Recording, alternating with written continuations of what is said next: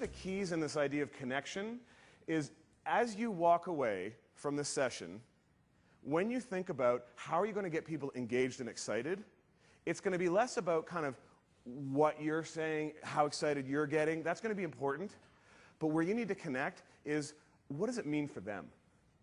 Great, we're having this big product launch. I'm really excited that Bill's excited about it. But what do people really think about? What does it mean to me? So you have to think about all the people on your team. How can you make this meaningful to them? Roger talked about being meaning makers. Even if they're not involved directly in the project, how can you make this exciting for them? Make them feel relevant, important. That's what, I mean, when you guys were talking a little earlier about your exceptional leaders made you feel like you were relevant, important, you mattered, you meant something. That's what an exceptional leader does when they connect. So if you're going to be successful at motivating and inspiring the rest of this organization, it's going to have a lot to do with intelligently managing emotions, both your own and all the people that you work with. Now, how many here, put your hand up if you've heard of the concept of emotional intelligence, or EQ. Okay, keep your hand up if you have any. Well, we'll figure that one out a little bit later. What we are going to talk about is leveraging this concept of emotional intelligence in order to cultivate and create that power to win culture. Now, how many of you are sitting there thinking, oh boy, emotional intelligence, this is going to be some kind of kumbaya, soft and squishy type session, right? Well, what Wes didn't mention in my introduction is that I have degrees in mathematics and computer science. I'm not that guy. Notice there's no Kleenex boxes on your tables. Okay? What I'm interested in, I'm an analytical by nature. I'm a former PL1 and COBOL programmer, and I know some of you know what that's all about. I want to know the research and the science behind something before I'm really going to engage it and apply it. So the approach we're going to take to this concept of managing emotions, which is so important for you, is going to be a more analytical and scientific approach. It's how much working memory you have. It will reduce your ability to think a complex thought. Have you ever heard yourself say, I was so angry I couldn't think straight?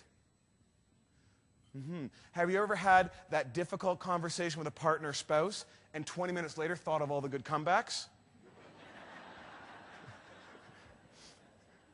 Right? Because in that moment, you were triggered and you couldn't think a complex thought. Or in a business setting, you're presenting an idea on how you'd like the change to work, and someone's really, a senior person is maybe sort of really criticizing your idea, and you can't articulate a good response, and after the meeting you think, oh, I should have said this and I should have said that. You know, you get that email that kind of frustrates you, and you go, type, type, type, reply to all. Right? It's like, recall, recall. But recall doesn't work. I don't know why there's a recall. There's no recall. It doesn't work. So, when you see someone becoming more commanding in tone, becoming more directive, for me, one of my defaults, if I'm in a meeting and it's not going the way I want it to, and I'm feeling a little overwhelmed and I have a lot to do, and somebody's taking a long time to explain something, that person that you ask them what time it is and they tell you how to build a watch, right? My default behavior is to interrupt them. Well, now, does that get me on their poor leader list or their exceptional leader list when I interrupt them? It gets me on their poor leader list. Again, an emotion is driving a behavior and it's having an impact. I'm not aware of it. I can't manage it. Bill Benjamin has a unique background. He has advanced degrees in mathematics and computer science, which makes him a hit with more analytical audiences.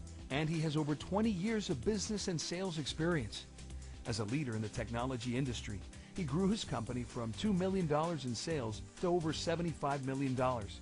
Bill shares the mistakes he made in his career as a leader and explains how he learned to leverage the science of emotions to drive great performance and leadership in his organizations. Why is this hard? Why is it that sometimes smart people fail? I mean, you probably all have met people either here at NASA or you've met people that you went to college with who were just super bright. I know a few, and you thought, they're going to be the next, leader of the command control center or whatever it is, and they don't do that well. An inability to manage change. Now, I know you don't have much change going on here at NASA, do you? No, you've got an incredible amount of change. By the way, in terms of the impact of change, I love the story of the astronauts who don't like the badge situation. I mean, these are individuals who can handle an incredible amount of pressure, who have been through some of the most challenging, uncertain, times in their lives, yet a new badge system throws them off. You see how change affects us? Isn't it just amazing? The question is, how will you respond to this challenge? Are you going to get frustrated, get negative, kind of give up? Or are you going to step up and play a big game? How will you manage those emotions to get performance? And there's no better place to see the impact of emotions on performance than in sports. So for those of you at the golf tournament yesterday, I mean, you see one of those guys hit a bad shot, and all the pros do. Are they walking up to the next one, beating themselves up about that bad shot, right? Frustrated? And if they are, how good are they going to be at hitting the next shot? It's going to be tough. You all know that.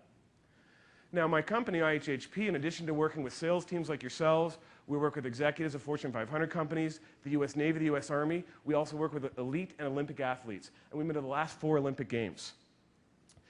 Here's what's interesting. During the 2-week period of the Olympic Games, there are more world records set than in the previous 4 years. Makes sense, right? The competition goes up, the pressure goes up, you get best performance. Here's what's really interesting. During that same 2-week period, there are more personal worsts set than in the previous 4 years. Interesting, isn't it? Some athletes, all of whom have trained for a specific behavior all their lives, face that tension, that pressure, and they fall apart. Some of them fall apart. It gets them. Others excel. This is your opportunity to take this challenging situation and make that choice to manage that emotion to get great performance. The difference maker for Bill's career was, and continues to be, his work in the one critical competency of leadership, emotional intelligence. Emotional intelligence is the ability to recognize and manage ours and others' emotions, and leverage the science of those emotions to motivate yourself and the people you lead. Pretty confident that you're all going to walk out of here and the next month is going to be very exciting. You're going to take this energy and it's going to be a really exciting product launch. Where I think your real challenge is, it's in the 2 months after that, and the 6 months after that, and the 12 months after that. When the product doesn't work perfectly, and a channel person calls in complaining, and the service person didn't respond because the salesperson didn't follow the proper procedure, and the product person can't fix it because there's no budget. And that's the stuff when it gets hard, when it gets challenging, when some of that legacy stuff starts unearthing itself. That's where your real challenge is going to be. And that's where managing emotions is going to be critical. Most people, when they go to influence, engage, coach, they lead from their side of the bridge. They lead from their passion, their knowledge, their enthusiasm, their authority. And if you're pretty passionate and pretty knowledgeable and pretty smart, you can get a lot of people to jump. I mean, as a leader, I did get some people to jump. But at some point, there's something going on for that other person that can cause them not to jump. And you can see they're not going to. Great leaders, people who really influence change, they can lead from the other side of the bridge. And it's exactly what Dr. Chell talked about, and I don't know whether he shared it with you. I hope you don't mind me sharing it, but he said as he's gone through this process, he had an aha about what this whole transformation is really all about. It's about empathy. It's about understanding what is going on for those other people. In that transplant center, that donor center, or whatever part of this network you're part of, can you connect and understand what's going on for other people and walk them back? Because when people feel heard, when they have a voice, when they feel valued and understood, then they engage. Then they're less likely to resist. Bill Benjamin is the CEO of the Institute for Health and Human Potential, one of Profit 100 magazine's fastest growing companies. IHHP is a research and learning organization that studies what drives great performance and leadership. This year alone, IHHP will deliver their work on 4 continents with business leaders and salespeople from organizations as diverse as the U.S. Army, the Federal Reserve Bank, Intel, the Orlando Magic of the NBA, and Olympic athletes.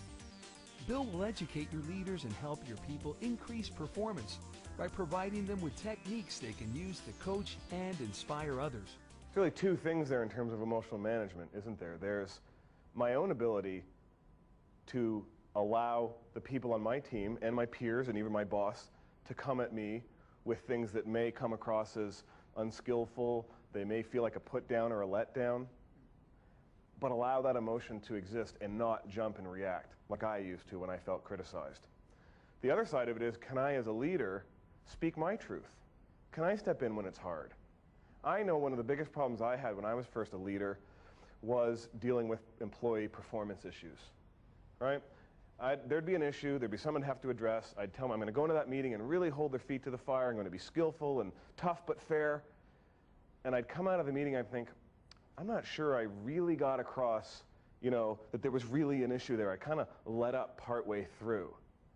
Now, why do you think I might have done that? Why don't people speak their truth? Fear, specifically in my case, of not being liked. I want everyone to like me. I want my employees to like me. But if I go in and I deliver this bad news or this difficult news or hold them accountable to something, they may not like me in that moment. So this is where the whole self-awareness comes in. First of all, I have to be aware that I'm afraid of a reaction, or I'm worried about what other people will think, or I'm not wanting to be disliked. Then I can manage it. Then I can say, you know what? When I go into the meeting, I'm going to be aware that I'm going to have that reaction, but I'm still going to step in because I know that if I allow a performance issue to go on without addressing it, it doesn't serve me or the other person.